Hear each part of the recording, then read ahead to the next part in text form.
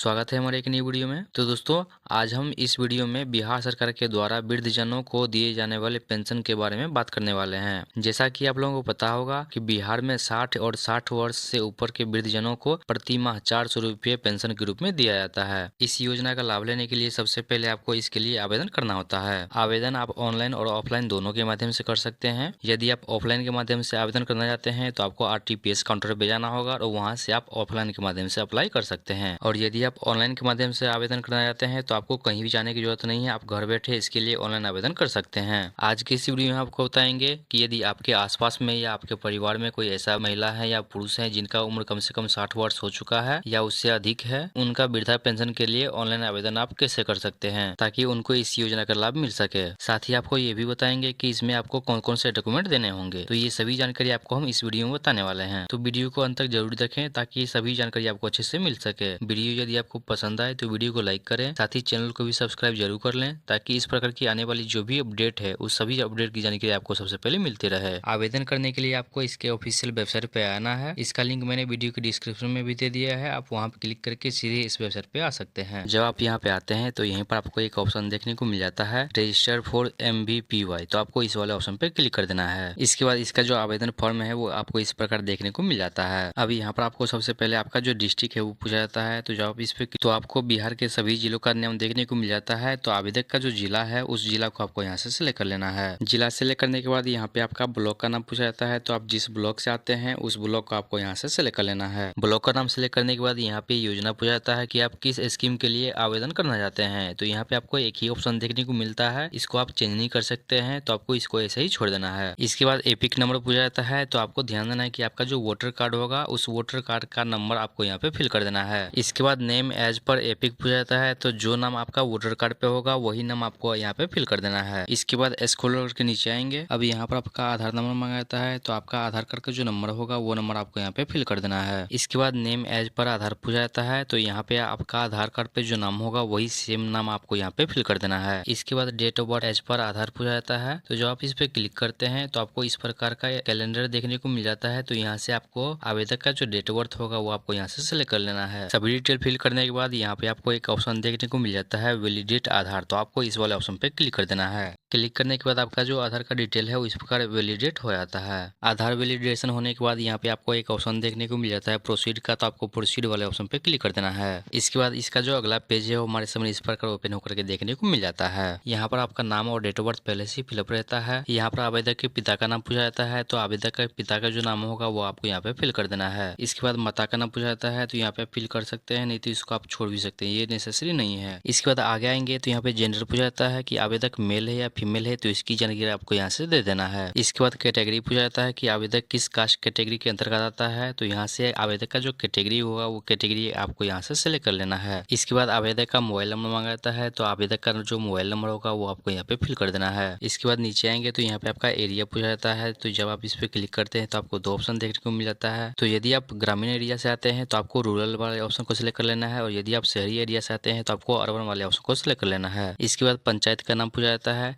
तो जब आप इस पे क्लिक करते हैं तो आपके ब्लॉक के अंतर्गत जो भी पंचायत आते हैं सभी पंचायत का नाम यहाँ पे आपको देखने को मिल जाता है। तो आपका जो पंचायत होगा उस पंचायत का नाम आपको यहाँ से सिलेक्ट कर लेना है। इसके बाद विलेज पूछा जाता है, तो जब आप इस पे क्लिक करते हैं तो यहाँ से आपको अपने विलेज का नाम सिलेक्ट कर लेना है। इसके बाद वार्ड नंबर पूछा जाता है, तो जब आप इस पे क्लिक करते हैं तो इसमें आपको कोई भी ऑप्शन देखने को नहीं मिलता है, तो इसको आपको ऐसे ही छोड़ देना है। इसके बाद एड्रेस पूछा जाता है, तो इस बॉक्स में आपको अपना गाँव और पोस्ट ऑफिस का नाम आपको यहाँ पे फिल कर देना है। इसके बाद पिन कोड मांगा जाता है, तो आपके एरिया का जो पिन कोड होगा वो पिन कोड आपको यहाँ पे फिल कर देना है। इसके बाद नीचे आएंगे, नीचे आने के बाद सबसे पहले आपके बैंक अकाउंट का नाम पूछा जाता है कि आपका कौन सा बैंक है, तो यहाँ से आप आवेदक का जो बैंक होगा उसका नाम आपको यहाँ से सिलेक्ट कर लेना है। इसके बाद बैंक के ब्रांच का नाम पूछा जाता है, तो आपका खाता जिस भी ब्रांच में होगा उस ब्रांच का नाम आपको यहाँ से सिलेक्ट कर लेना है। इसके बाद ऑटोमेटिक उस ब्रांच का जो IFSC कोड होगा वो आपको यहाँ से देखने को मिल जाता है। इसके बाद अकाउंट का लेंथ पूछा जाता है कि आपके खाता का जो नंबर है वो कितने नंबर का होगा, तो वो डिजिट आपको यहाँ से देखने को, तो इसमें आपको कोई भी चेंजिंग नहीं करना है। इसके बाद अकाउंट नंबर मांगा जाता है, तो आवेदक का जो अकाउंट नंबर होगा वो आपको यहाँ पे फिल कर देना है। इसके बाद नेम एज पर अकाउंट पूछा जाता है, तो आपके खाते में जो नाम होगा वही सेम नाम आपको यहाँ पे फिल कर देना है। इसके बाद नीचे आएंगे,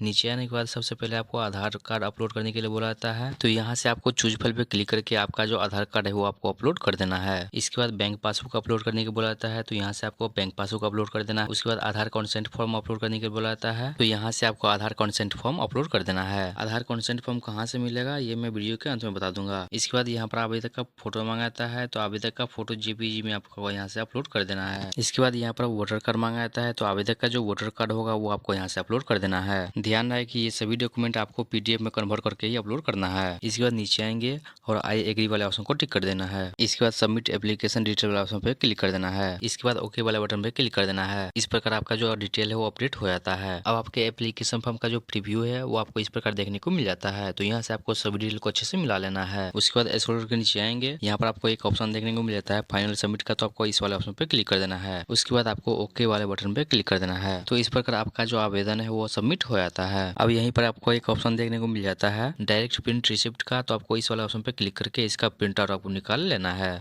अब हम बात करते हैं कि आप आधार कंसेंट फॉर्म कैसे डाउनलोड कर सकते हैं। तो जब आप ऑनलाइन आवेदन करने के लिए आते हैं तो यहीं पर आपको एक ऑप्शन देखने को मिल जाता है डाउनलोड आधार कंसेंट फॉर्म। तो आपको इस वाले ऑप्शन पे क्लिक कर देना है। इसके बाद आपके सामने इस प्रकार एक पीडीएफ ओपन करके देखने को मिल जाता है। इसके बाद स्क्रॉल करके नीचे आएंगे तो इसका जो तीसरा पेज है वही आपका आधार कंसेंट फॉर्म है। तो आपको इस फॉर्म को प्रिंट आउट निकाल लेना है और प्रिंट आउट निकालने के बाद इसमें जो भी डिटेल मंगाता है उस डिटेल को फिल कर देना है।